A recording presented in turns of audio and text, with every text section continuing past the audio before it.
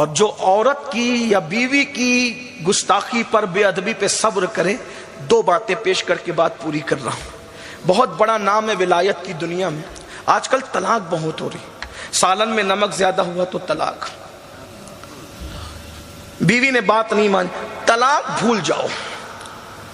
نوجوانوں طلاق، اور کیا سوچتے ہو، ارے اتار کے پھینکو اس کو، اس سے اچھی ملے گی۔ یاد رکھنا اللہ کے رسول فرماتے ہیں کما تدین و تدان، جیسا کرو گے ویسا بھرو گے۔ اگر کسی پہ ظلم کر کے طلاق دی تو جو دوسری آئے گی پورا پورا بدلہ لے گی، اس کو کیا کرو گے؟ یاد رکھنا۔ اور جس کی زندگی سے کھیل رہے ہو نا طلاق دے کر، آقا نے تو یہاں تک فرمایا جس نے چڑیا کی زندگی سے کھیلا ہوگا پہاڑوں جیسی نیکیاں لائے گا پھر بھی جہنم میں جائے گا۔ جو عورتوں کی زندگی سے کھیلے، سوچو تو صحیح، طلاق دے رہے ہو، کیا دو گے؟ جہیز واپس کرو گے، مہر واپس کرو گے، عدت کی رقم واپس کرو گے، اور دولت کے نشے میں ہوگے تو چند لاکھ روپے بھی واپس کر دو گے، دے دو گے۔ رقم پر لوگوں کی آبرو کو تولنے والوں یاد رکھنا، سب کچھ لوٹاؤ گے، کیا اس کا شباب جو تم نے چوسا ہے کیا وہ شباب بھی لوٹا سکو گے؟ اور یاد رکھنا کسی کی بیٹی کو طلاق دے کر اس کو بستر پہ تڑپانے والوں، ہمارے تمہارے نبی نے فرمایا البر لا یبلا والذنب لا ینسى والدیان لا یموت اعمل ما شئت کما تدین تدان۔ نیکی کبھی پرانی نہیں ہو سکتی، گناہ کبھی بھلایا نہیں جا سکتا، خدا کو کبھی موت نہیں آ سکتی۔ تم جو چاہو کرو، جیسا کرو گے ویسا بھرو گے۔ اگر تم نے کسی کی بیٹی کو طلاق دے کر اس کے پورے خاندان کو غمگین کیا اور تڑپایا ہے تو تم بھی اس منزل سے گزرنے کے لیے تیار رہو۔ کسی کا داماد بنتے وقت یہ سوچ لینا کہ میرا بھی کوئی داماد بنے گا۔ داماد بن کر کے بہت موچوں پہ تاؤ دیتے ہو۔ کسی کا شوہر بننے سے پہلے یہ بھی سوچنا کہ میں بھی بیٹی کا باپ بنوں گا اور میرا بھی کوئی داماد ہوگا۔ کھیل بنا رکھا ہے، سب تماشا بنا رکھا ہے۔ اللہ کے رسول علیہ الصلوۃ والتسلیم نے تسبیح اور مصلی کی بنیاد پر، داڑھی اور ٹوپی کی بنیاد پر کسی کو اہم نہیں قرار دیا۔ داڑھی ٹوپی تسبیح مصلی کی اہمیت اپنی جگہ ہے، لیکن آقا فرماتے ہیں تم میں سب سے بہتر وہ ہے جو اپنی بیوی کے ساتھ اچھا سلوک کرتا ہے، اور میں تم سب میں بہتر ہوں کہ میں اپنی بیویوں کے ساتھ تم سب سے زیادہ اچھا سلوک کرتا ہوں۔ غور کیجئے، ایک ہستی ہے ولایت کی دنیا میں، بہت بڑا نام ہے، سیدی احمد کبیر رفاعی۔ سرکار غوث پاک نے فرمایا احمد کبیر معرفت کا سمندر ہے، سمندر۔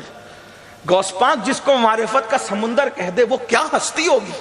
اور پھر ہمارے مسلک میں تو یہ بات بالکل مشہور ہے، بار بار آپ نے سنا ہوگا علماء سے کہ جب مدینہ منورہ جا کر کے آقا کی مواجہ میں پہنچ کر کہا السلام علیکہ یا جدی، تو قبر انور سے جواب آیا وعلیکہ السلام یا ولدی، اے میرے بیٹے تجھ پہ بھی۔ تو کہا حضور مصافحہ کرنا چاہتا ہوں، تو ہمارے بزرگوں نے فرمایا احمد کبیر رفاعی کے لیے حضور نے اپنے ہاتھ قبر انور سے باہر نکال دی۔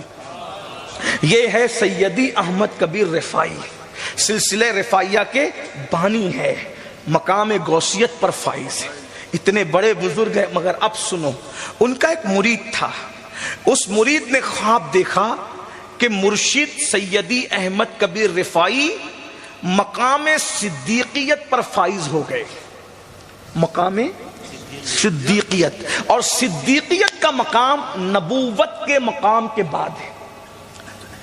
صدیقیت کے اوپر نبوت ہے اور نبوت کے بعد صدیقیت ہے، دونوں کے بیچ میں کوئی اور مقام نہیں ہے۔ شہادت اس کے بعد ہے، ولایت اس کے بعد ہے، نبوت کے بعد صدیقیت ہے۔ اسی لیے ہم کہتے ہیں جب نبوت کے بعد قرآن نے بھی صدیقیت کو رکھا ہے تو پھر صدیق اکبر کی افضلیت سے انکار کا کیا معنی ہے؟ قرآن بھی کہتے ہیں انعم اللہ علیہم من النبیین والصدیقین، نبوت کی بات۔ اسی لیے ہمارے دادا مرشد حضور محدث اعظم کے چوچوی رحمت اللہ علیہ یوں کہتے ہیں مرتبہ حضرت صدیق کا یہ ہے سید، ہر فضیلت کے وہ جامع ہیں نبوت کے سوا۔ اگر لوگ الگ الگ بولی بولنے پر آ جائیں تو کسی کی نہ ماننا، اپنے اسلاف کے نقش قدم پر رہنا۔ یہ میرا عنوان نہیں ہے لیکن بات میں نے اشارے میں عرض کر دی۔ کوئی بھی بولنے کے لیے آئے تو اس کو تولو اسلاف کی بولی پر، جس کی بولی اسلاف کی بولی سے ملتی ہے اسی کو قبول کرو، اور جس کی بولی اسلاف کی بولی سے نہیں ملتی اس کی گفتگو کو دیوار پہ مار دو، کیونکہ ہمارا مسلک ہے تیرے غلاموں کا نقش قدم ہے رائے خدا، وہ کیا بہک سکے جو یہ سراغ لے کے چلے۔ نئی نئی بات لانے والوں کو ہم کیا قبول کریں؟ اسلاف تو کہہ چکے، جو کہنا تھا کہہ چکے اسلاف۔ بہرحال تو مرید نے دیکھا کہ پیر صاحب مقام صدیقیت پر فائز ہے، صدیقیت کا مقام، لیکن مرید کی ہمت نہیں ہوئی کہ پیر کو اپنا خواب بیان کر سکے۔ پہلے کے مرید لوگ کیا ادب کرتے تھے، پیر کی شان میں خواب دیکھا ہے لیکن حوصلہ نہیں ہے کہ پیر کو اپنا خواب بیان کر سکے۔ آج تو ہم مریدوں کو پیر صاحب سے مذاق کرتے دیکھ رہے، اندازہ فرمائیں کیا دین آ گئے، اماموں سے مذاق، علماء سے مذاق، مشائخ سے مذاق، کیا حوصلہ ہے قوم کا آج۔ بہرحال لیکن وہ پیر بھی کون تھا، ہائے ہائے ہائے، جسے دنیا احمد کبیر رفاعی کہتی ہے۔ کیا تربیت تھی ان لوگوں کی جو پیروں کا اتنا ادب کرتے ہو، رسول اللہ کا کتنا ادب کرتے ہیں۔ ہمت نہیں ہوئی کہ پیر کو بیان کر سکے کہ میں نے خواب دیکھا، نہیں بیان کر سکا۔ ایک دن وہ خانقاہ میں آیا تو دور سے ایک منظر دیکھا اس نے۔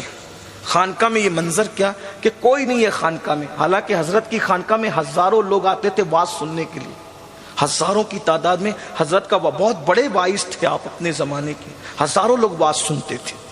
آج انٹرنیٹ پر چند ہزار لوگ کسی کو دیکھ لیتے تو زمین پہ قدم نہیں رکتے ہمارے، لیکن ہمارے بزرگوں کو بغیر انٹرنیٹ کے اس زمانے میں ہزاروں لوگ سنا کرتے تھے۔ یہ ہمارے بزرگ لوگ تھے، ہم ان کے پیچھے ہر اعتبار سے پیچھے۔ اللہ کرے ہمیں ان کے خیرات مل جائے، ان کا صدقہ مل جائے۔ تو سیدی احمد کبیر رفاعی رضی اللہ تعالیٰ عنہ کی خانقاہ، اتفاق ہے کوئی نہیں ہے، ایک خاتون ہے جو سیدی احمد کبیر رفاعی کو مار رہی ہے اور آپ نے اپنی گردن جھکا لی ہے۔ ام عبیدہ میں یہ کون کر سکتا تھا؟ خانقاہ ام عبیدہ میں یہ کون، کس کی ہمت تھی جس سے ملاقات کے لیے خضر علیہ السلام تشریف لائیں، جن کے لیے حضور کے ہاتھ قبر انور سے باہر آ جائیں، جن کے لیے رسول اللہ کا سلام آئے قبر انور سے، اس کے لیے ہمت کون کر سکتا؟ مرید رک گیا، قدم ٹھہر گئے، ہمت نہیں ہوئی کوئی آگے بڑھنے کی، لیکن دیکھتا رہا کہ حضرت کے ساتھ یہ ہو رہا ہے۔ حضرت خاموش صابر اور شاکر بنے کھڑے ہیں۔ مارنے والی مار کر چلی گئی، اور جب خون وغیرہ گردن سے نکلنے لگا، جسم زخمی ہو گیا، جب وہ چلی گئی تو مرید آیا اور آنے کے بعد عرض کیا، حضور اگر میں صحیح پہچان سکا ہوں تو جو آپ کی شان میں بے ادبی کر رہی تھی، کیا وہ میری پیرانی امی نہ تھی؟ پیرانی امی نہ تھی وہ؟ مرشد نے کہا ہاں بیٹا، تو نے صحیح دیکھا کہ وہ میری بیوی تھی جو میرے ساتھ یہ سلوک کر رہی تھی، میری بیویوں میں سے ایک بیوی تھی جو میرے ساتھ یہ سلوک کر رہی تھی۔ اب مرید کا جذبہ، وہ بھی ایسا مرید جو خواب بیان کرنے کی ہمت نہ رکھے، مرید نے کہا حضرت جو آپ کے ساتھ ایسا ظلم کرے کہ آپ پہ ہاتھ تک اٹھا دے، آپ پہ ظلم کرے، آپ اس کو گھر سے نکال کیوں نہیں دیتے؟ آپ اس کو طلاق کیوں نہیں دیتے؟